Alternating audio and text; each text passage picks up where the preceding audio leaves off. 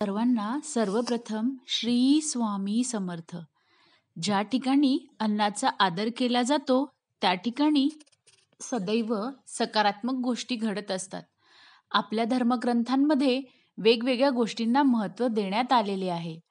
आपल्या धर्मग्रंथांमध्ये अन्न हे पूर्ण ब्रह्म मानतात. तसेच वास्तुशास्त्राच्या आधारे जेवणानंतर व जेवणाआधी आपल्याला कोणत्या कोणत्या गोष्टींची काळजी घेणे अनिवार्य आहे याबद्दल सांगण्यात आलेले आहे. वेगवेगळे धर्मशास्त्रामध्ये किंवा वास्तुशास्त्रामध्ये जेवण करण्याबद्दल नियमावली सांगण्यात आली आहे.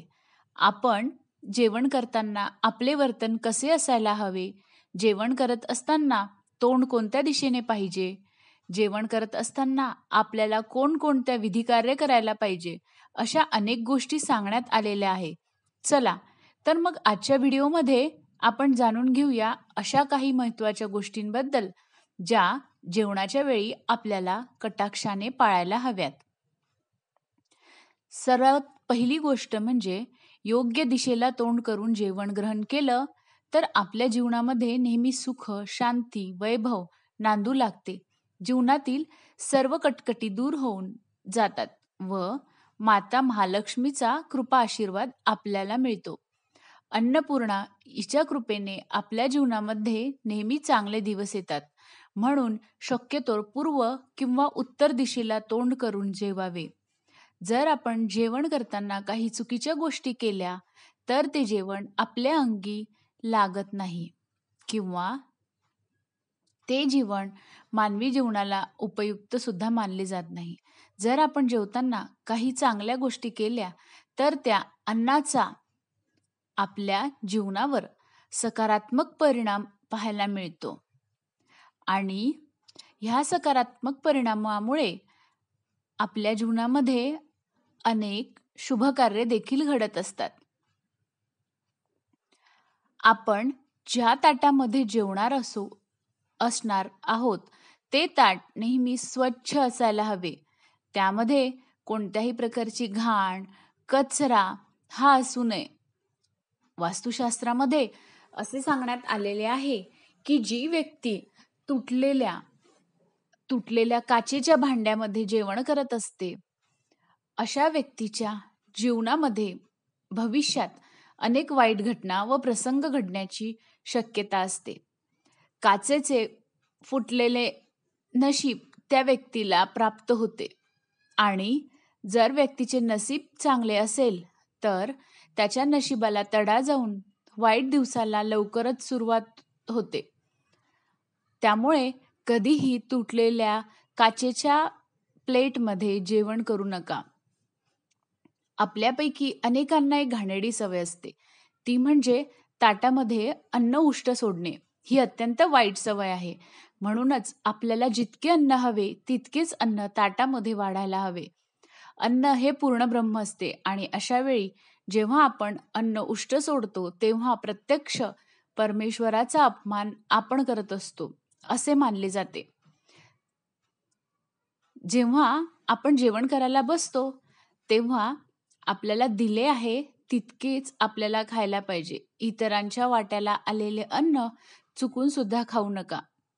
जर आपण इतरांचे अन्न खाल्ले तर भविष्यात आपल्या जीवनामध्ये दारिद्र्य येण्याची शक्यता असते.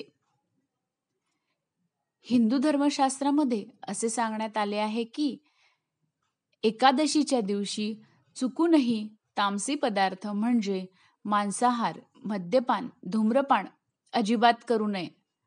असे केल्याने आपल्याला भविष्यात खूप साऱ्या यातना सहन कराव्या लागू शकतात. जेव्हा आपण एकत्रित पंक्तीला बसलेलो असतो तेव्हा आपलं जेवण झाल्यावर इतरांचं जेवण होईपर्यंत उठू नये, अन्यथा आपल्यावर पितृदोष होऊ शकतो. आपले पितर आपल्यावर नाराज होऊ शकतात.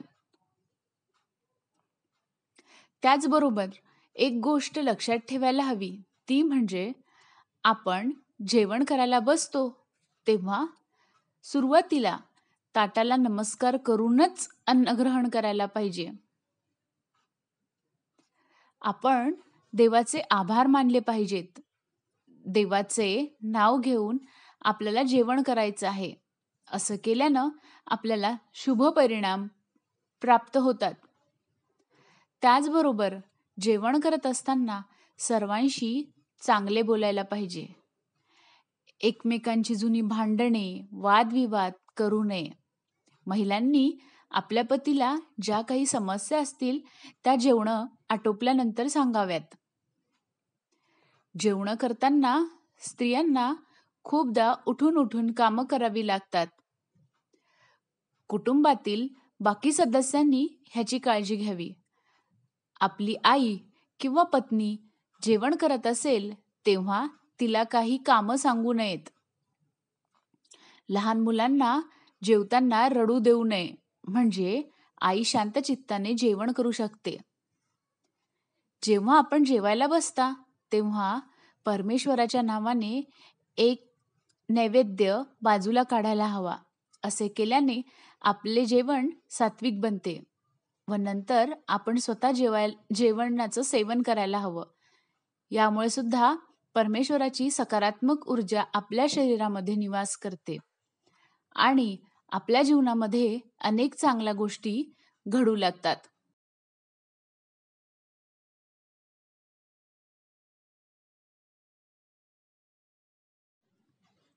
मी आशा करते आपल्याला आजचा व्हिडिओ आवडला असेल. अशाच नवनवीन माहितीसाठी आपल्या भंडार मराठी ह्या चॅनलला नक्की सबस्क्राईब करा. श्री स्वामी समर्थ. जय जय स्वामी समर्थ.